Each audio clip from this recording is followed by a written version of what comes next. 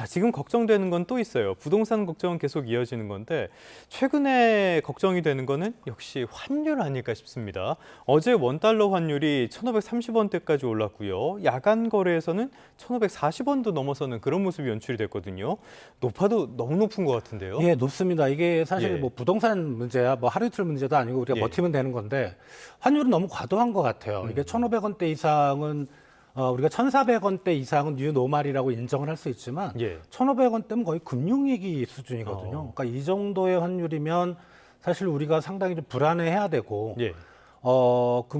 가장 이제 우리 현실적으로 오는 건 수입 물가가 이제 환율 때문에 급등하게 되면서 예. 예, 우리 이제 인플레이션 압력이 높아지고 이게 결국은 뭐냐 하면은 국민들의 삶의 질을 떨어뜨릴 수가 있습니다. 그리고 또 하나는 저는 그렇게까지는 생각을 안 하는데 저게 만약에 이제 1,530원 정도 와 있는데 네. 1,600원을 넘어서게 된다. 아, 우리 지금 한국 경제가 되게 탄탄한데 그 예. 정도 환율이면 이거 한국 경제에 우리가 모르는 뭔가 불안한 이슈를 해외에서 건드리고 있다는 생각을 하고 있다는 이제 그런 좀 불안감이 있거든요. 우리는 그래서 탄탄하다고 생각을 하지만 외부에서 그렇게 보지 않을 수 있다. 그렇게 안 볼 수가 있는 예. 거죠. 그리고 그동안 한국 경제를 좋게 봤던 사람들도 원달러 환율이 왜 이렇게 올라가지? 한국 경제에 뭔가 문제가 있나? 이거 어떤 대외 신인도로 연결될 수 예, 있다는 예. 거죠. 그래서 지금 어제도 이제 정부에서 구두 개입을 했지만 이렇게 환율이 올라가는 걸 방치하면 절대 안 될 것 같고요. 그렇다고 이제 저번 달에 외환보유고가 줄은 게 우리가 좀 달러화를 팔고 이런 정부 쪽에 개입이 있었다고는 하지만 무분별한 좀 직접적인 개입도 우리가 좀 삼가를 해야 될 게 사실 외환위기가 그래서 발생했던 거거든요. 네네. 그래서 이거는 쉽지 않은 얘기지만 한국은행 그다음 우리 정부 쪽에서 좀 더 적극적으로 하다못해 구두 개입이라도 네네. 좀 지속적으로 해야 될 필요는 있다고 생각이 됩니다. 자, 우리는 내란을 극복을 했는데요. 이 내란 때보다도 환율이 지금 더 높은 아이러니한 상황이 벌어지고 있단 말이죠. 그런데 말씀하신 것처럼 구두 개입은 어제도 있었지만 구두 개입이 시장에 전혀 먹히지 않는 그런 모습도 감지가 되거든요.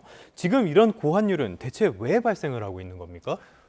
일단은 외국인들이 계속 팔고 나가면서 주식을요? 예, 옛날에는 주식을 팔아도 그냥 국내 대기자금으로 있었던 경우가 예. 많았는데 지금은 우리나라 주가가 워낙 높다 보니까 이제 팔고 가만히 있으면 기회비용이 발생한다는 거죠. 다른 시장으로 가서 다른 네. 해외 시장을 가서 좀 저평가된 주식을 사자. 이런 의미가 좀 강하다고 생각이 되고요.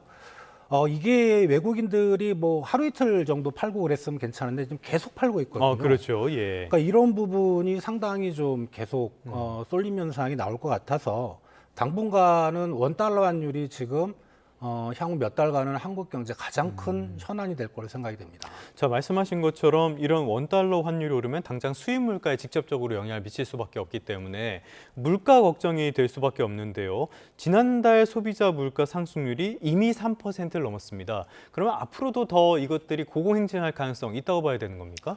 유가가 지금 호르무즈 해협이 풀린다고 하더라도 그 네. 안에 또 원유 정제 시세라든가 이런 것들이 복구되려면 좀 시간이 걸리기 때문에 예.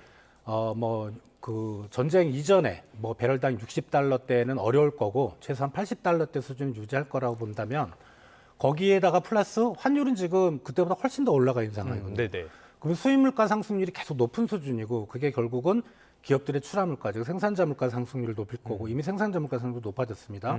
그게 또 소비자 물가로 올라가고 그래서 이게 스파이크 인플레이션이라고 하거든요. 그러니까 일부에서는 지금의 유가 급등 때문에 물가가 일시적으로 확 점프했다가 네. 곧 가라앉다 이런 평가가 있지만 스파이크 인플레이션은 점프했다가 옆으로 갔다가 다시 점프, 계단식으로 올라간다는 거거든요. 그게 예. 우리나라에서 환율 때문에 네. 그런 상황이 연출될 가능성이 상당히 높다고 생각이 됩니다. 자, 그럼 말씀하신 것처럼 스파이크 인플레이션에 대한 우려가 있고요. 여기에다 지금 금리도 전 세계적으로 고공행진을 하고 있단 말이죠. 이런 것들이 지금 우리 경제 지표가 성장률 같은 것들은 잘 나와도 실제 경기에는 별로 그렇게 좋게 도움되지 않는 실제 경기는 부진한 이런 어떤 착시 효과를 만들어내는 거 아닙니까?